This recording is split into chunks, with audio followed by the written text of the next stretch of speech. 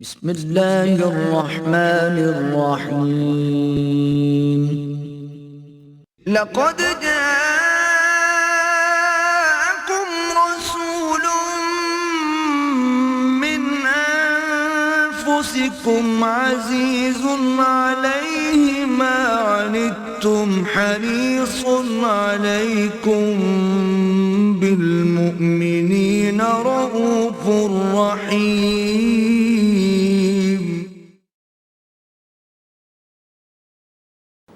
نحمده ونصلي على رسوله الكريم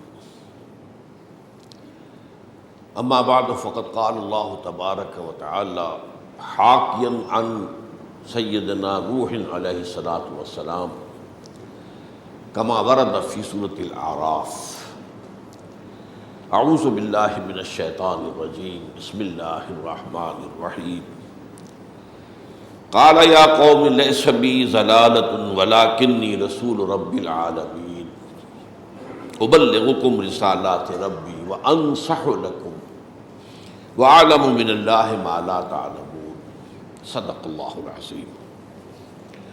وعن أبي رقية تميم بن أوس الداري رضي الله تعالى عنه أن النبي صلى الله عليه وسلم قال الدين والنصيحة. قلنا لمن؟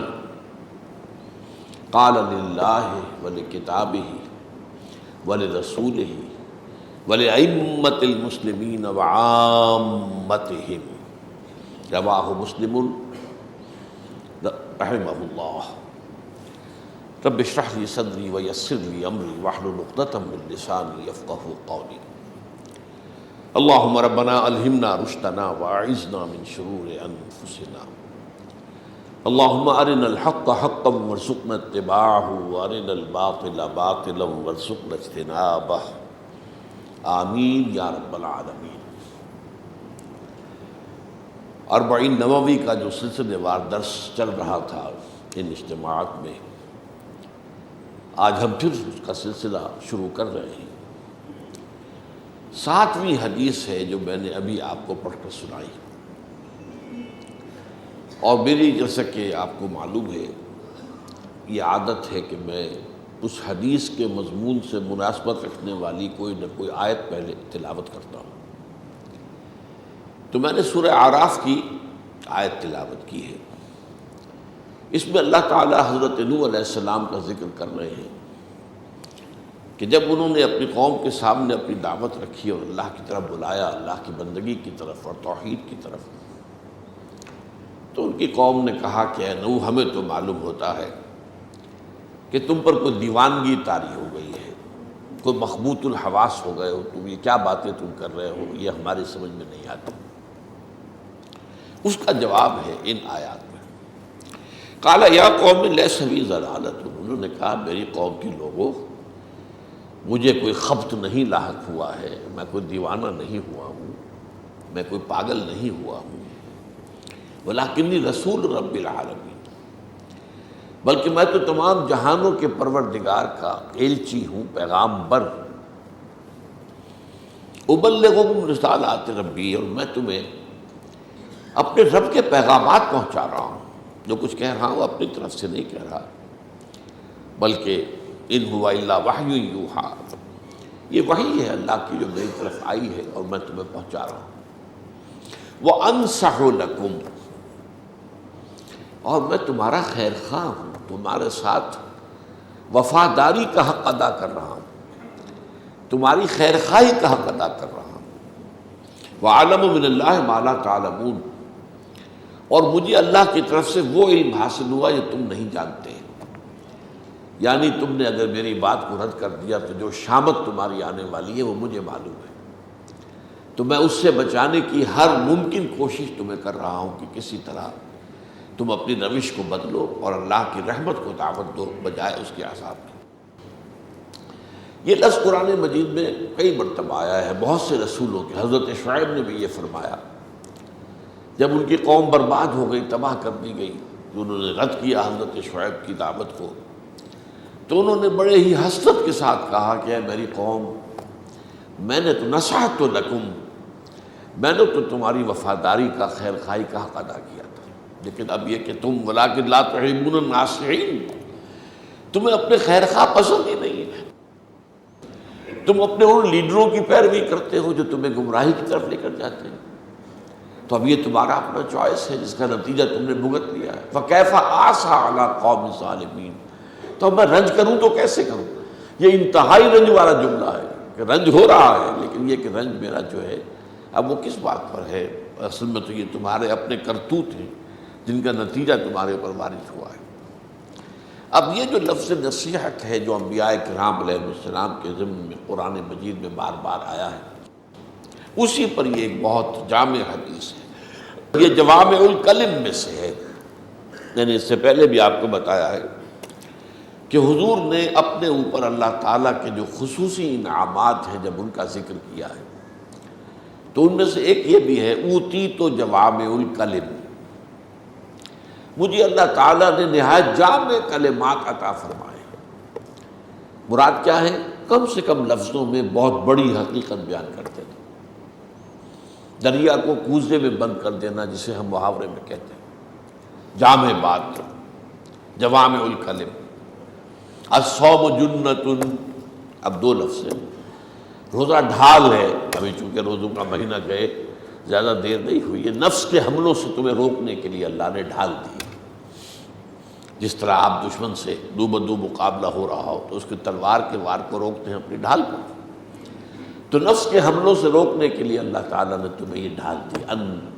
الصوم جنۃ، اس طرح کے بے شمار کلمات ہیں، بہت عمدہ کلمات، جامع کلمات، انہیں جوامع الکلم کہا جاتا ہے۔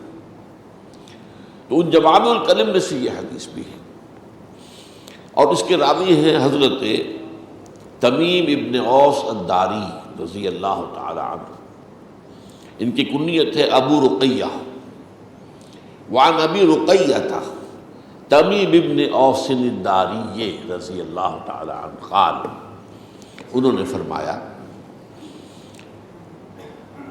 ان رسول اللہ صلی اللہ علیہ وسلم قال، کہ فرمایا ہے نبی اکرم صلی اللہ علیہ وسلم نے، الدین والنصیحہ، اب یہ دو الفاظ ہیں، دین تو نام ہے نصیحت کا، خلوص کا۔ اصل میں نصح کا لفظ عربی زبان میں آتا ہے کوئی شے جو صرف اپنی اصلیت پر برقرار ہو اور اس میں کوئی شے جو ہے کوئی امپیورٹی شامل نہ ہو، بالکل صاف شفاف۔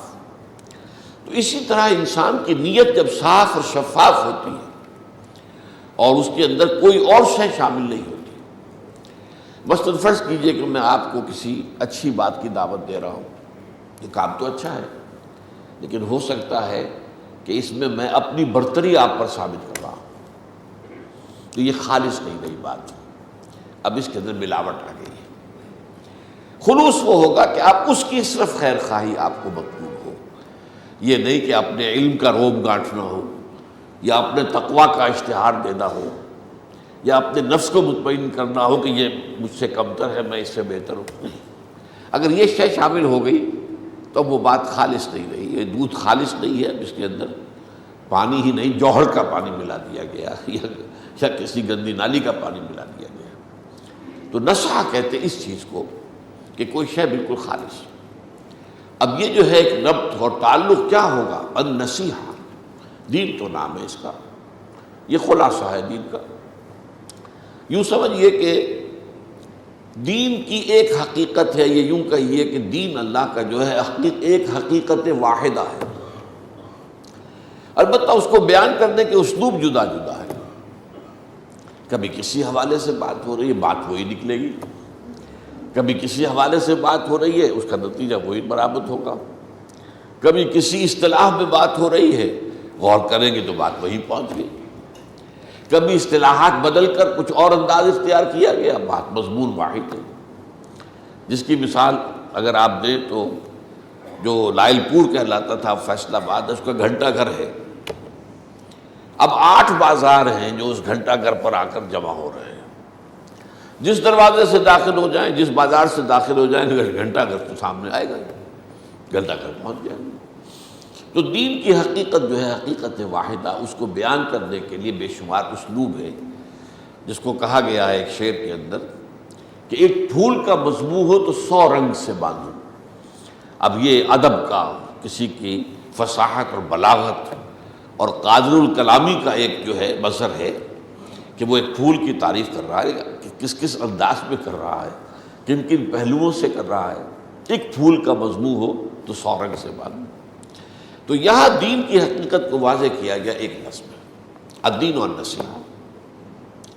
اس پر حضرت اوس فرماتے ہیں اور حضرت تمیم ابن اوس فرماتے ہیں قلنا لمن، حضور کس کے ساتھ نصح و خیر خواہی، کس کے ساتھ وفاداری، کس کے ساتھ خلوص و اخلاص، یہ تو واضح کیجئے نا، دین و نصیحہ کس کے ساتھ۔ اب یہ الفاظ آتے ہیں قال للہ ولکتابہ ولرسولہ ولأئمۃ المسلمین وعامتہ، اور اللہ کے لیے، اس کی کتاب کے لیے، اس کے رسول کے لیے، اور مسلمانوں کے اماموں کے لیے، اور عوام مسلمانوں کے لیے، عام مسلمانوں کے لیے۔ تو یہ گویا کہ 5 جو ہیں وفاداریاں ایک بندہ مسلم کو نبھانی ہے۔ اس کے ایمان کا تقاضا ہے کہ یہ 5 اعتبارات سے اس میں خلوص ہو، اخلاص ہو، بے میل، بغیر کسی ملاوٹ کے، بغیر کسی امپیورٹی کے، ان 5 کا حق وہ ادا کرے۔ اب اس میں غور کیجئے کہ پہلی 3 چیزیں تو وہ ہیں کہ جن کے نصح و خیر خواہی کے 4 تقاضے ہیں۔ ایمان، اللہ پر ایمان، قرآن پر ایمان، رسول پر ایمان۔ یہ 4 چیزیں جو ہیں، یہ جو ہیں یہ ضروری ہے کہ ایمان نمبر 1، اور نمبر 2 اطاعت، اللہ کی اطاعت، اس کی کتاب کی اطاعت، اس کے رسول کی اطاعت۔ نمبر 3 محبت، اللہ کی محبت، اللہ کی کتاب کی محبت، اللہ کے رسول کی محبت۔ اور نمبر 4 وفاداری، اس کا میں مفہوم بعد میں بتاؤں گا۔ اللہ کے ساتھ وفاداری، اللہ کی کتاب کے ساتھ وفاداری، اللہ کے رسول کے ساتھ وفاداری۔ اب یہاں ہم ترتیب سے بات کرتے ہیں۔ دیکھیے ایمان جو ہے یہ تو میں نے سب سے پہلی بات بتائی، اللہ پر ایمان، کتاب پر ایمان، رسول پر ایمان۔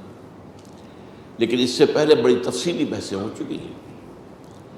ایک ایمان ہے قانونی فقہی ایمان، جس کی بنیاد پر ہم دنیا میں ایک دوسرے کو مسلمان سمجھتے ہیں۔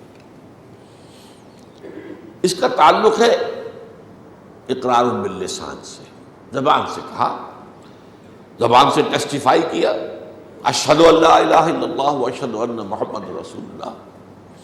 اب ہمیں پتہ نہیں ہے وہ خلوص دل سے کہہ رہا یا منافقت کے ساتھ کہہ رہا، یہ ہم نہیں جانتے، اور ہم اس سے بحث نہیں کر سکتے، اس لیے کہ ہمارے پاس کوئی ذریعہ نہیں ہے اس کے دل میں اتر کر دیکھنے کا۔ لیکن یہ اصل ایمان نہیں ہے۔ یہ ایمان دنیا میں کام آتا ہے کہ ہم ایک دوسرے کو مسلمان سمجھتے ہیں، ہمارے آپس کے تعلقات ہیں۔ اب ظاہر بات ہے کہ میری بیٹی ہے، میری بچی ہے، اس کا نکاح کسی مسلمان سے ہی ہو سکتا، مجھے دیکھنا پڑے گا جدھر سے سوال آیا ہے وہ مسلمان بھی ہے کہ نہیں۔ اسلامی ریاست کا سربراہ مسلمان ہی ہو سکتا ہے، دیکھنا پڑے گا۔ آج بھی چاہے اسلامی ریاست دنیا میں کہیں نہیں ہے، لیکن جتنے مسلمان ممالک ہیں ان میں یہ طے ہوتا ہے کہ یہاں کا سربراہ مسلمان ہوگا۔ اب کون مسلمان ہے کون نہیں ہے، پھر اس کے معیارات جو میں بیان کر چکا ہوں، اس وقت ادھر مجھے جانا نہیں۔ صرف کہنا یہ تھا کہ ایمان اصل میں نام ہے یقین قلبی کا۔ جب یہ شہادت دل میں سے آئے، دل کی گہرائیوں سے نکلے۔ بڑا پیارا شعر یاد آ گیا ہے مجھے علامہ اقبال کا، تو عرب ہو یا عجم ہو۔ اب عرب وہ ہے جس کی زبان عربی ہے، لا الہ الا اللہ کے معنی اسے معلوم ہے۔ عجمی جو ہے وہ بیچارہ عام جو ہے اسے پتہ ہی نہیں لا الہ الا اللہ کے معنی کیا۔ لیکن تو عرب ہو یا عجم ہو، تیرا لا الہ الا لغت غریب جب تک تیرا دل نہ دے گواہی۔ یہ جو ہے اجنبی زبان کے الفاظ ہیں جو عرب نکال رہا ہے، اس کی اپنی زبان کے الفاظ نہیں ہے، جب تک دل گواہی نہ دے۔ ہاں دل گواہی دے تو اب در حقیقت یہ لا الہ الا جو ہے یہ حقیقی ہے، یہ معنوی ہے۔ تو اس اعتبار سے ایمان کا تقاضا جو ہے وہ صرف وربل ایٹسٹیشن جو ہے، زبانی گواہی اور شہادت سے پورا نہیں ہوتا، اس کے لیے دل کا یقین، یقین قلبی یہ ہونا ضروری ہے۔ البتہ اس یقین قلبی کے پھر مدارج اور مراحل ہیں جو ہم پڑھ چکے ہیں حدیث جبرائیل میں۔ کانک تراہ، ایک درجہ وہ ہے اس درجے یقین کے جیسے کہ اپنی آنکھوں سے اللہ کو دیکھ رہے ہیں۔ اب یہ ہمارا بیان اسلوب بیان ہے، جس چیز کو اپنی آنکھ سے دیکھ لیں اس پر تو یقین ہو جاتا ہے نا۔ ویسے 1000 آدمیوں نے آ کر خبر دی ہو، ٹھیک ہے، ہم یہی سمجھیں گے کہ آخر انہیں جھوٹ بولنے کی کیا ضرورت ہے، یہ بات ٹھیک ہی کہہ رہے ہوں گے، لیکن ہوگے والی بات ہوتی ہے۔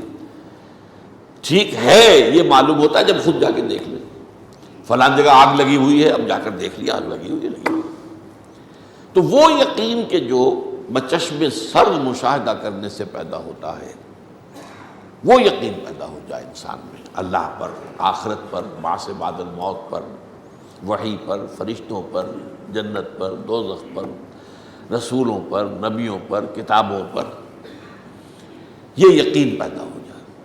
اس سے کم تر درجہ بھی ایک ہے، فَإِن لَمْ تَكُنْ تَرَاهُ فَإِنَّهُ يَرَاكَ، یہ ہر وقت مستحضر رہے کہ اللہ مجھے دیکھ رہا ہے، I am in his presence، کم سے کم یہ درجہ تو ہو، ورنہ پھر وہ یقین والی بات نہیں ہے۔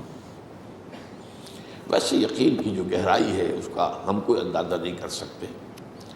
میں نے شاید پہلے بھی سلطان باہو کا مجھے وہ مصرع، مجھے زیادہ پنجابی آتی نہیں ہے، اور پنجابی صوفیہ کا کلام جو ہے وہ میں نے اس طریقے سے مطالعہ نہیں کیا، لیکن بعض چیزیں جو سننے میں آتی ہیں تو واقعتاً بات محسوس ہوتی ہے، بہت گہری بات ہے جو کہی ہے۔ دل دریا سمندروں ڈونگے، کون دلا دیا جانے ہوں، یہ دلوں کا آپ ناپ نہیں سکتے کہ یہ کتنا نیچے ہے، اس کی وجہ کیا ہے؟ یہ مسکن ہے روح کا، اور روح کی گہرائی کو آپ جان ہی نہیں سکتے۔ روح کا تعلق ذات باری تعالیٰ کے ساتھ۔ یہ سلونک عن الروح قل الروح من امر ربی وما اوتیتم من العلم الا قلیلا، تمہیں تو علم بہت کم ملا ہے، تم نہیں جان سکتے۔ روح کی حقیقت کیا سمجھو گے؟ اللہ کی ذات کی حقیقت کیا سمجھو گے؟ اللہ کی صفات کو سمجھنے کی کوشش کرو بس۔ اللہ کی آیات و نشانیوں سے اللہ پر ایمان لاؤ۔ اللہ کی ذات کے بارے میں تو روک دیا گیا، سوچو بھی مت، تمہارے ماورا ہے، تکلیف مالا یطاق ہے، اپنے دماغ کو خامخواہ آپ ایک ایسی بات میں ڈال رہے ہیں جس کی اس کے اندر طاقت ہی نہیں۔ اس حوالے سے ایمان جو ہے اللہ پر، رسول پر اور کتاب پر، وہ یقین والا ایمان مراد ہے۔ اب ظاہر بات ہے یہ جب اس کے بعد آتا ہے تقاضا اطاعت، اللہ کا حکم مانو، رسول کا، کتاب کا، اور تیسرا محبت، صرف اطاعت نہیں۔ صرف اطاعت تو مجبوراً بھی ہوتی ہے، ہم انگریزوں کے مطیع تھے، کیا کریں، غلام تھے، آئے تھے، انہوں نے فتح کر لیا تھا۔ بنی اسرائیل فرعون کے غلام تھے، آل فرعون کے، آل یعقوب کہہ لیجیے نا، چونکہ بنی اسرائیل کون تھے؟ آل یعقوب تھے، یعقوب کی نسل، غلام تھے۔ وہ ہے مجبوری کی، لیکن محبت کے ساتھ اطاعت، اللہ کی اطاعت محبت کے ساتھ، رسول کی اطاعت محبت کے ساتھ۔ اور اس میں بڑا عجیب ہے، یہ اصطلاحات کا معاملہ ہے جس کو سمجھنا چاہیے۔ اللہ کی ذات کے ساتھ اطاعت اور محبت جمع ہو جائے تو اس کا نام ہے عبادت، اور یہ ہمارا مقصد تخلیق ہے۔ وما خلقت الجن والانس الا لیعبدون، اس پر تفصیلی گفتگو میں کر چکا ہوں، یہ درس حدیث سے متصل قبل جو میرے خطبات یہاں ہوئے ہیں ان میں۔ یہ عبادت جو ہے ہمہ تن، ہمہ وقت، ہمہ جہت اطاعت کلی، یہ پارٹ ٹائم نہیں ہے، یہ پارشل نہیں ہے، یہ چوائس پر نہیں ہے۔ ہمہ تن، ہمہ وقت، ہمہ جہت، اطاعت کلی انتہائی محبت کے ساتھ، تب وہ عبادت کا حق ادا ہوتا ہے۔ اس میں یہ بحث بھی میں کر چکا ہوں، ہاں اس میں بربنایت طبع بشری، کبھی پاؤں پھسل جائے گا، کبھی غلطی ہو گئی، کبھی غلط ماحول میں رہے، اس کے اثرات جو ہیں پڑ گئے اور کوئی غلط کام آپ سے بھی سرزد ہو گئی، کبھی اندر سے نفس امارہ کا کوئی ابال آیا، طوفان آیا، اور آپ کی خودی جو ہے ہولڈ نہیں کر سکی اپنے آپ کو اور آپ بہہ گئے۔ لیکن اس کے فوراً بعد اس کیفیت سے نکلتے ہی اگر انسان کی طبیعت کے اندر پشیمانی پیدا ہو گئی، یہ میں کیا کر بیٹھا، یہ مجھ سے کیا ہو گیا، یہ مجھ سے غلطی ہو گئی، اور فوراً اللہ کی طرف رجوع کرے اور استغفار کرے، اللہ معاف کر دیتا ہے۔ لاکھوں بار کرو اور معاف، اللہ تعالیٰ کی معافی کا دروازہ کھلا ہے۔ یہ درگاہ ماں درگاہ نومیدی نیست، یہ میری درگاہ جو ہے نا امیدی والی نہیں ہے۔ 100 بار اگر توبہ شکستی، بعض اگر 100 مرتبہ پہلے توبہ توڑ چکے ہو تو پھر آؤ، پھر توبہ کرو، توبہ کا دروازہ بند نہیں ہوتا۔ ما لم یغرغر، جب تک کہ موت کے آثار شروع نہ ہو جائیں، اور جس کو ہم کہتے ہیں گھنگرو گلے میں بولنے لگے، اس وقت تک موت کا دروازہ، توبہ کا دروازہ کھلا ہو۔ اگر یہ نہیں کرتے تو ایک گناہ پر بھی اگر آپ نے ڈیرا لگا لیا، جم گئے اسی پر، تو وہ پھر خلود فی النار کے لیے کافی ہے، یہ میں پہلے بیان کر چکا ہوں۔ تو عبادت ہو جاتی ہے، اب لفظ دو ہیں، ایک اطاعت محبت اللہ کے لیے ہے تو کیا بنا؟ عبادت۔ رسول کے لیے یہی دونوں چیزیں آتی ہیں تو کیا بنے گا؟ اتباع۔ رسول کی عبادت نہیں ہے اور اللہ کا اتباع ممکن نہیں ہے، یہ دونوں چیزیں نوٹ کر لیجیے۔ اللہ کی اطاعت ممکن ہے، اتباع کسے کہتے ہیں؟ اور اطاعت سے اس کا فرق کیا ہے؟ اطاعت کی جاتی ہے کسی حکم کی، یہ کرو یہ نہ کرو، اور اتباع کیا جاتا ہے یہ دیکھ کر کہ انہیں کیا چیز پسند ہے، انہوں نے کہا تو نہیں ہے مجھ سے، انہیں کیا پسند ہے اور آپ اس کی پیروی کریں۔ ان کا کیا نہج ہے، وہ سوتے کس طرح ہیں رات کو، وہ چلتے کس طرح ہیں وغیرہ، ان کا انداز کیا ہے، ان کا طرز کیا ہے، ان کو پسند کیا ہے، یہ دیکھ کر اگر کہ حکم نہیں دیا ہو اس کی پیروی کریں گے تو یہ اتباع ہے۔ اور اس اتباع کے بارے میں فرمایا گیا سورہ آل عمران میں، قُلْ إِن كُنتُمْ تُحِبُّونَ اللَّهَ فَاتَّبِعُونِي يُحْبِبْكُمُ اللَّهُ۔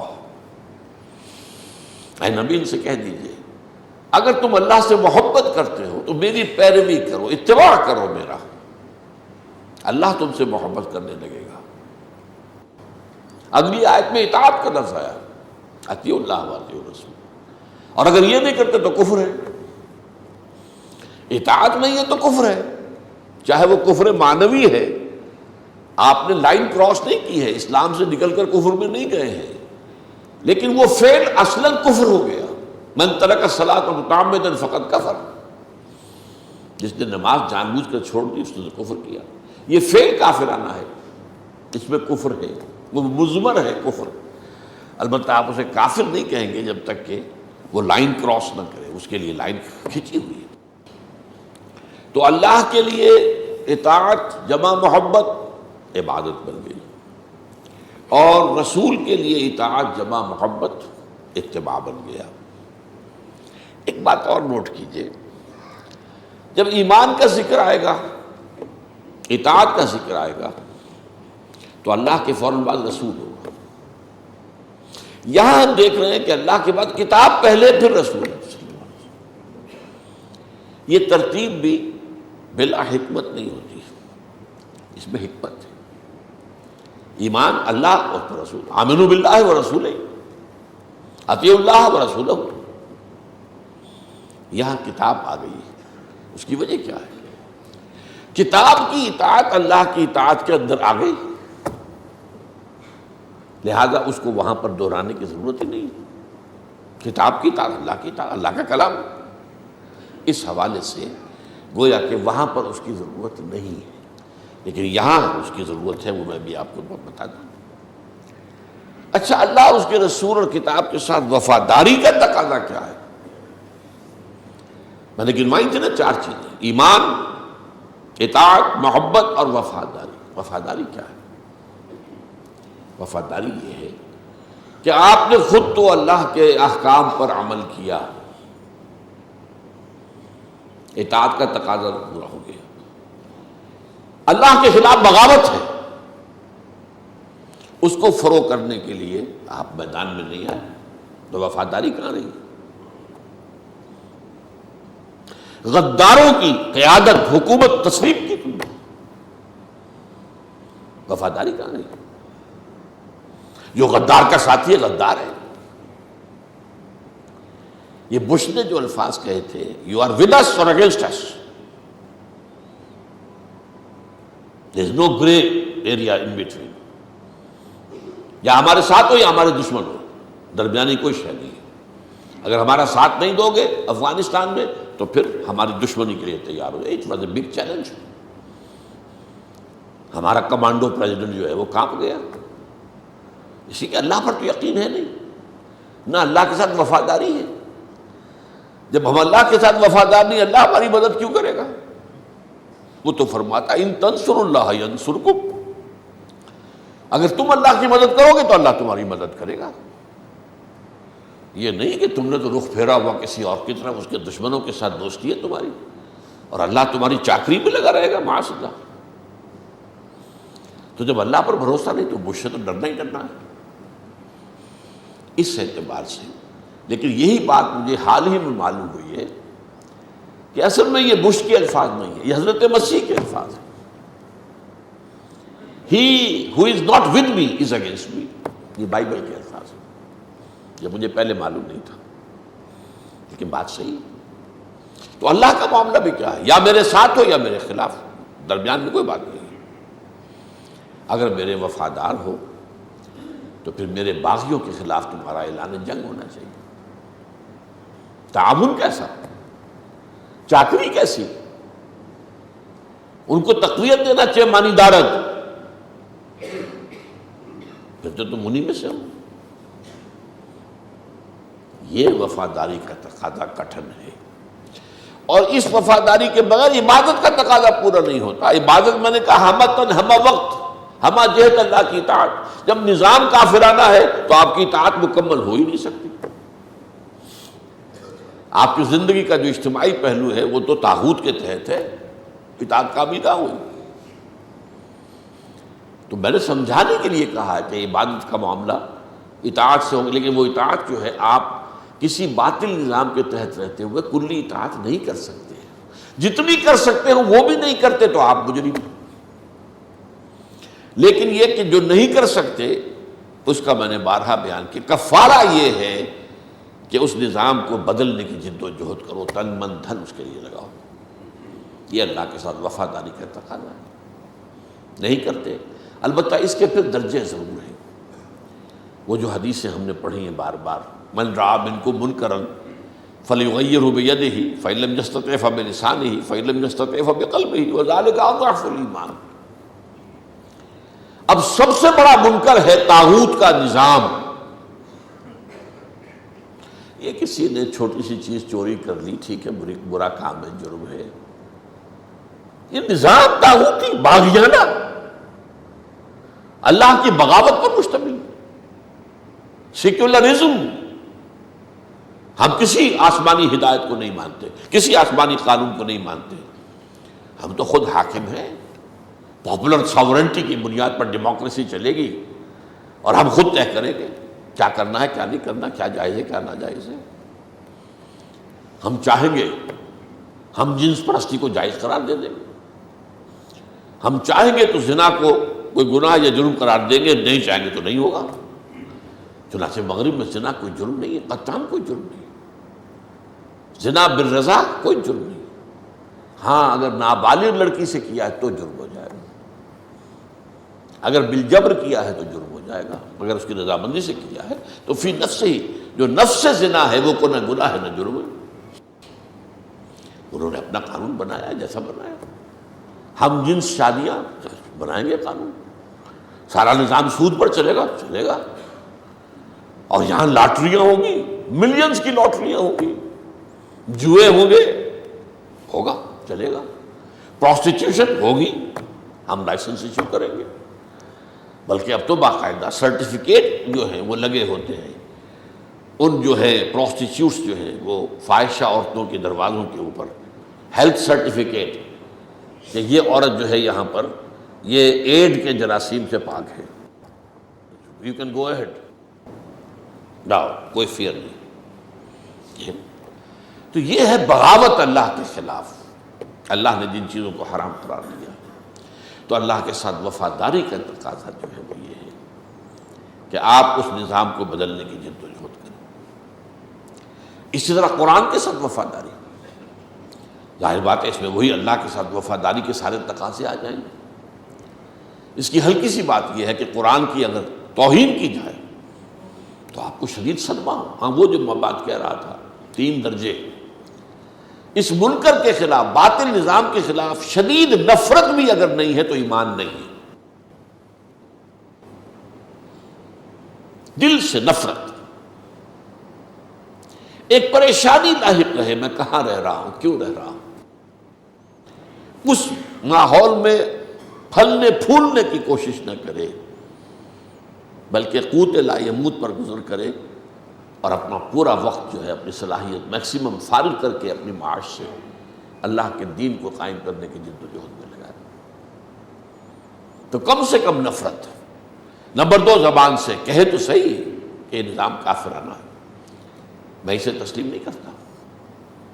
اور نمبر 3 ہے بالید، ہاتھ کے ساتھ میدان میں آ جاؤ اور نظام کو جڑ سے اکھیڑ کر اور دین کے نظام کو قائم کرنے کی کوشش کرو۔ تو یہی معاملہ کتاب کا ہے۔ لیکن کتاب اللہ کے بارے میں ایک ہلکی سی بات جو آتی ہے وہ کیا ہے، اور وہ ہمارے ہاں ہے، قرآن مجید کی اگر بے حرمتی ہو تو تڑپ اٹھنا، یہ حمیت جو ہے، اگرچہ یہ جذباتی معاملہ ہے ہمارا۔ ایک قرآن مجید کی بے حرمتی پر ایک دفعہ یہ بڑی مہم چلی تھی ہمارے ہاں، احتجاجی مہم، تو ایک جلسہ ہوا تھا، بڑا جلسہ تھا مسجد الشہداء کا، آس پاس کی ساری سڑکیں بند۔ تو وہاں میں نے یہ کہا تھا کہ ہم مسلمانوں کا رویہ کیا ہے، ہم کہتے ہیں قرآن کو ہم ذبح کریں گے، تم کیوں کرتے ہو؟ قرآن کے احکام کو ہم توڑیں گے نا، اصل بے حرمتی تو ہم کر رہے ہیں۔ ما آمن بالقرآن من استحل محارمہ، لیکن جذبات کا معاملہ ہے۔ حضور کی توہین ہو جائے تو ایک طوفان اٹھ جائے گا، توہین تو میں بھی کر رہا ہوں، آپ بھی کر رہے ہیں۔ حضور کی سنت کا اتباع نہیں کر رہے تو توہین کرنے کے نہیں کر رہے، حضور کے احکام کو اپنے پاؤں تلے روند رہے تو توہین کرنے کے نہیں کر رہے۔ لیکن کسی نے توہین کر دی تو اب ہمارا خون کھول اٹھتا ہے۔ میں بھی اچھی بات ہے، وہ اتنی حمیت تو ہونی چاہیے، لیکن یہ معاملہ جذباتی صرف ہے۔ اصل جو ہے سمجھنا چاہیے کہ اللہ کے ساتھ وفاداری اور اللہ کی کتاب اور رسول کے ساتھ وفاداری کے تقاضے کیا ہیں، رسول کے ساتھ وفاداری کا تقاضا کیا ہوگا۔ 2 چیزیں بیان کر چکا، اطاعت اور محبت۔ تیسری بات کیا ہوگی، رسول کے مشن میں ان کی مدد۔ قرآن کے ساتھ وفاداری کے ضمن میں میرا کتابچہ آج سے ٹھیک 50 برس پہلے جو 2 تقریریں میں نے کی تھی مسجد خضرا سمن آباد میں، مسلمانوں پر قرآن مجید کے حقوق، وہ کتابچہ ہے، الحمدللہ لاکھوں کی تعداد میں چھپا ہے۔ اس کے ترجمے جو ہے لوگوں نے خود کر کر کے لا کے دیے ہیں مجھے، یعنی ہم ترجمہ کرانا پڑتا ہے تو پیسے دینے پڑتے ہیں۔ یہاں یہ ہے کہ ایک صاحب نے عربی میں ترجمہ کیا، ایک صاحب نے فارسی میں کیا، ہیڈ آف دی ڈپارٹمنٹ تھے یہاں کی یونیورسٹی کے، میں ان سے واقف بھی نہیں تھا، لے آئے، میں نے یہ اس کا ترجمہ کیا فارسی میں۔ ایک صاحب ہیلی کالج آف کامرس میں پروفیسر آف انگلش تھے، انہوں نے انگلش میں کیا، چھپوانے کا اہتمام بھی خود کیا، جا کر کریکشن بھی جو ہے پریس کے اندر خود کی، اور بہت سے زبانوں میں، بنگلہ دیش، مہاراشٹر کی زبان میں، تامل زبان میں، ہندوستان میں بہت سی زبانوں کے اندر ابھی پچھلے دنوں خالص ہندی میں چھپا ہوا نسخہ آیا۔ تو 5 حقوق اگر آپ ادا کرتے ہیں تو آپ قرآن کے ساتھ وفادار ہیں، ورنہ نہیں۔ اس پر ایمان یقین والا، اس کے نتیجے میں تعظیم اس کی، صرف ظاہری نہیں کہ گر گیا ہے تو آپ نے اٹھا کر اس کو جو ہے وہ گیہوں تول کر خیرات کر دیے، یہ بھی ہے، یہ بھی شامل ہے، یہ بھی شامل ہے کہ اونچی جگہ پر رکھو، یہ بھی شامل ہے کہ وضو کے بغیر اس کو ہاتھ نہ لگاؤ، یہ سب چیزیں ہیں اس کی تعظیم میں، لیکن اس کی تعظیم کی سب سے بڑی بات پھر وہی ہوگی اس کے احکام پر عمل کرو، ورنہ یہ سب کچھ کیا اور احکام نہ مانے تو پھر تو ظاہر بات ہے کہ تعظیم نہ ہوئی۔ نمبر 3، اسے پڑھو جیسے کہ پڑھنے کا حق ہے، الذین آتیناہم الکتاب یتلونہ حق تلاوتہ۔ نمبر 4، اسے سمجھو جیسے کہ سمجھنے کا حق ہے، اس کے 2 درجے ہیں، تذکر بالقرآن، تدبر بالقرآن، اور نمبر 5، اسے پہنچاؤ، اس کی تبلیغ کرو، اسے عام کرو۔ یہ 5 حق ادا کریں گے تو آپ قرآن کا وہ حق نصیحت ادا کر رہے ہیں، اس کے ساتھ وفاداری کا حق ادا کریں۔ اسی طرح رسول کے ایک آیت سورہ اعراف کی ہے، اسی کے اندر 4 چیزیں آ گئی، فالذین آمنوا بہ وعزروہ ونصروہ واتبعوا النور الذی انزل معہ اولئک هم المفلحون۔ رسول کے 4 حق ہیں، اس پر ایمان لاؤ جیسا کہ میں عرض کر چکا ہوں، لیکن دلی یقین والا ایمان، ان کی تعظیم کرو، رسول کی بھی تعظیم ہوگی۔ رسول کا نام لیا جائے اور آپ درود نہ بھیجیں تو آپ گویا کہ ایک توہین کے مرتکب ہو گئے، یہ بھی لازماً ہے۔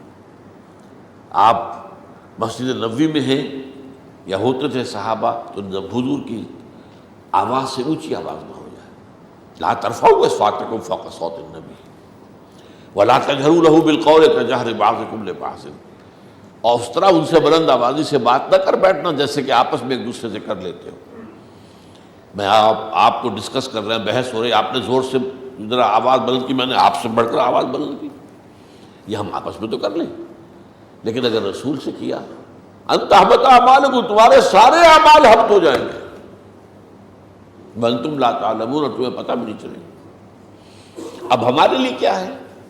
فرض کیجئے میری اور آپ کی کوئی گفتگو ہو رہی کسی موضوع پر، میں اپنا خیال پیش کر رہا ہوں، آپ اپنا خیال پیش کر رہے ہیں، آپ ایک حدیث پیش کر دیتے ہیں، اب میری زبان بند ہو جانی چاہیے۔ اب اگر میں کچھ کہتا ہوں تو یہ رسول کی توہین، ہاں بعد میں تحقیق کروں گا کہ یہ حدیث جو بیان کی گئی ہے صحیح ہے کہ نہیں ہے، اس کی سند درست ہے کہ نہیں ہے، محدثین کیا کہتے ہیں، جو ماہرین انصاب ہیں، اسماء الرجال کے ماہرین کیا، یہ میں کروں گا تحقیق، بعد میں اس وقت زبان بند ہو جانی چاہیے۔ اگر یہ ہم نہیں کرتے، نہیں جی میری رائے تو پھر بھی یہی ہے، تو گویا کہ آپ نے رسول کی آواز سے اپنی آواز کو بلند کر دیا۔ تو فرمایا فالذین آمنوا بہ وعزروہ ونصروہ واتبعوا النور الذی انزل معہ، اور اتباع کیا اس نور کا، ونصروہ اس کی نصرت کی، مدد کی۔ وہ مدد کس کام میں؟ ذرا غور کیجئے، حضور انتہائی غیور انسان تھے، آپ نے کبھی کسی سے سوال نہیں کیا۔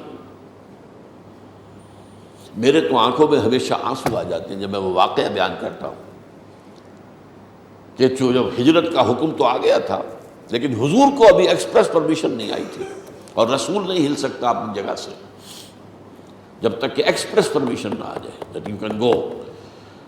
حضرت یونس سے غلطی ہوئی تھی، اسی لیے ان کو سزا ہوئی، پکڑ ہوئی، تو حضرت ابوبکر نے اپنے طور پر 2 اونٹنیاں خوب کھلا پلا کے تیار کی ہوئی ہیں، فرما ہوئی ہیں، تاکہ راستے میں انہیں غذا کی ضرورت ہی پیش نہ آئے، ان کے جسم کے اندر انرجی سٹور ہو، اور اونٹ میں ہوتا ہے یہ۔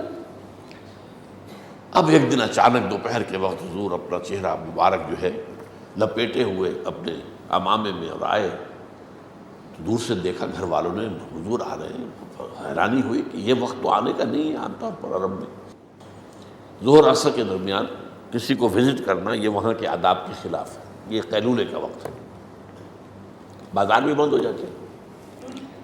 خیر حضور تشریف لائے، فرمایا کہ ابوبکر اجازت آ گئی ہے۔ اب بہت خوشی میں سمجھتے تھے کہ اب مجھے حضور شاباش دیں گے۔ حضرت ابوبکر نے عرض کیا کہ حضور میں نے دو اونٹیاں تیار کر رکھی ہیں، آپ نے توقف ذرا سا کیا، اچھا ٹھیک ہے میں ایک استعمال کروں گا لیکن قیمت ادا کروں گا. حضرت ابوبکر رو پڑے کہ حضور میرے ساتھ یہ مغایرت. اپنا سارا اثاثہ حضور پر لٹا دیا تھا، جو بچا کھچا تھا وہ ساتھ لے گئے، گھر میں ایک پیسہ نہیں چھوڑا. حالانکہ پیچھے بیٹیاں تھیں، بیوی تھی، باپ تھا بوڑھا اندھا، ابو قحافہ، کچھ نہیں چھوڑا. ایک اشارہ کیا حضور نے حضرت عائشہ کی کہ مجھ سے شادی کر دو. پھر ایک جملہ کہا وہ تو آپ کی بھتیجی ہے، یعنی میں آپ کا بھائی ہوں، دینی بھائی. فرمایا یہ دینی اخوت اور ہے، وہ قانونی و شرعی اخوت کا معاملہ علیحدہ ہے. حاضر 6 سال کی عمر تھی، وداعی بعد میں ہوئی ہے لیکن نکاح تو ہو گیا نا 6 سال کی عمر میں، وداعی 9 سال کی عمر میں ہوئی. تو بہرحال حضور بہت غیور تھے، اپنی ذاتی کسی بات کے لیے آپ نے کبھی کسی سے کوئی سوال نہیں کیا. سوال اگر تھا تو یہ تھا کہ اللہ نے میرے ذمے بہت بڑا بوجھ ڈالا ہے کہ میں اس کے دین کو غالب کروں، آؤ میرا ساتھ دو. اس کے لیے آپ سائل بن کر گئے، در در گئے، لوگوں سے جا کر ملے ہیں، سرداروں سے جا کر ملے ہیں، قبیلوں کے جو ہیں سردھرے لوگ تھے ان سے جا کر ملے، میرا ساتھ دو. تو وَنَصَرُوهُ وَاتَّبَعُوا النُّورَ الَّذِي أُنزِلَ مَعَهُ. اور چوتھی بات یہ کہ جو نور نازل کیا گیا آپ کے ساتھ یعنی قرآن، اس کی پیروی کریں. اولئک هم المفلحون، وہی ہوں گے فلاح پانے والے. اللہم ربنا اجعلنا منہم، اللہم ربنا اجعلنا منہم، اللہم ربنا اجعلنا منہم. اقول قولی ھذا واستغفر اللہ لی ولکم ولسائر المسلمین والمسلمات.